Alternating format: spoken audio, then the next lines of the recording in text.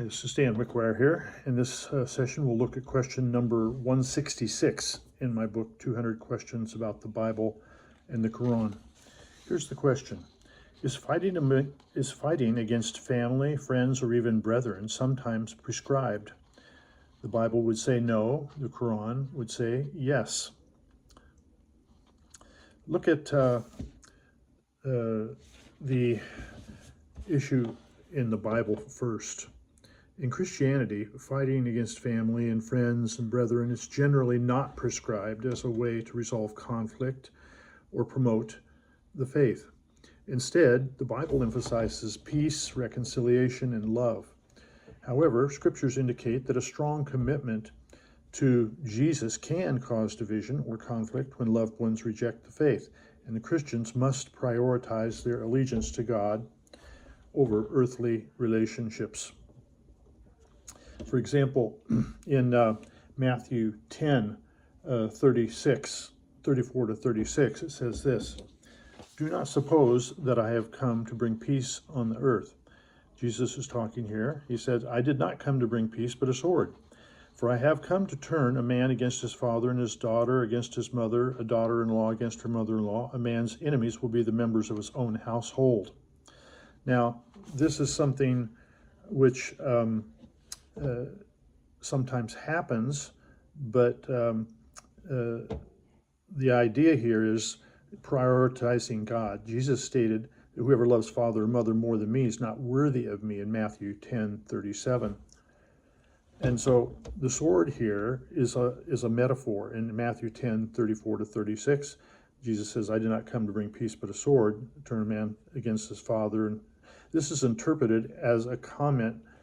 This is interpreted not as a comment to be hostile, but as a warning that following Christ may lead to alienation from family members who do not share that commitment. So Jesus acknowledges that sometimes conflict is unavoidable when a follower of Christ faces rejection from family members, similar to how he was rejected by his own. So if we look at the issue of what about conflict among brethren with other Christians, here the object in Matthew 8:15, where Jesus says, "If your brother or sister sins, go and point out their fault just between the two of you. If they listen to you, you have won them over." So the point here is correction, not malice. If a brother, a follower of Christ or a Christian sins, Jesus instructs the believers to confront them privately to restore them, not to fight them. And we see in Proverbs 6, verses 16 through 19, that there are several things that God hates. One of those things that is identified as one of the things that hates is one who sows discord among the brethren. This is an abomination to the Lord.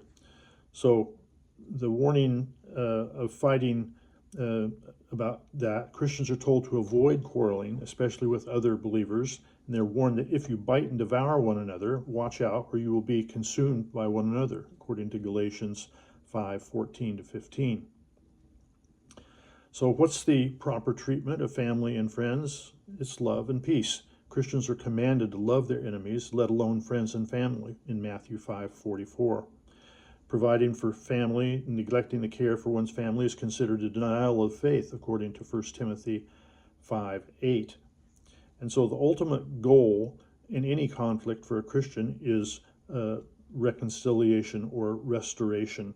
Matthew 8:15 says, "If your brother or sister sins, go and point out their fault just between the two of you. If they listen to you, you have won them over." So what sort of fighting is permitted in the Bible, especially in the Injil? Well, first of all, let's recognize that in the Bible, in the New Testament, in the Injil, our warfare is spiritual, not physical. Ephesians 6:12 says this, "For we do not wrestle against flesh and blood, but against principalities, against powers, against the rulers of the darkness of this age, against spiritual hosts of wickedness in heavenly places." So for a Christian, our primary warfare is not physical, it's spiritual, against demons, against satanic powers, against evil forces. And we also need to recognize that we need to protect the innocent. While not a personal attack, fighting to protect the vulnerable or to defend one's family is generally considered acceptable in Christian ethics. So, in summary, for the Christian side of things in the Bible, Christianity does not prescribe initiating conflict with family or friends. Rather, it suggests that following Christ may cause such conflict, in which case the follower is expected to remain faithful to God while still attempting to act with love and grace. So, what about the Qur'an? Let's look at what the Qur'an teaches. In Mujadlah 58:22, it says this: "You will find no believers in Allah in the last day or on friendly terms with those who oppose Allah and His messengers, even though they be their fathers, their sons, their brothers, or their kindred. Allah's party will surely triumph." So, according to this verse, the religion of Islam takes precedence over family members. Hurujat 49:9. "And if two parties of the believers fall to mutual fighting, make peace between them. And if one of the party does wrong the other, fight that which does wrong until it returns to the ordinance of Allah. Then, if it returns, make peace between them justly and act equitably. Allah loves those who do justice." So here we see that fighting, taking sides in a fight between one side of Muslim community against the other is expected in the Quran.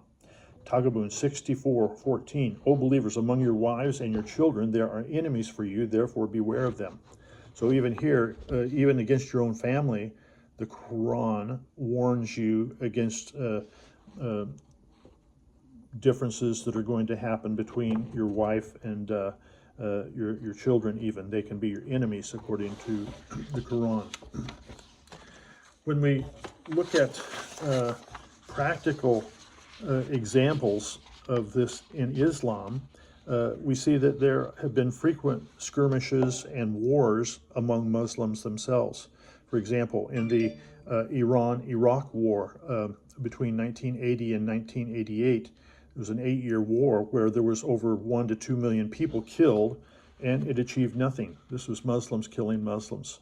In Iran, 90% of the people there are Shiites. In Iraq, 60% Shiite and 40% Sunni, and yet in this war, Iraq lost 250 to 500,000 men. Iran lost somewhere between 500,000 and 1 million people. These were mostly poorly armed. A lot of these were poorly armed volunteers, mostly young boys who were sent in to clear minefields, believing that if they died, they would be rewarded by going to paradise and getting 72 virgins.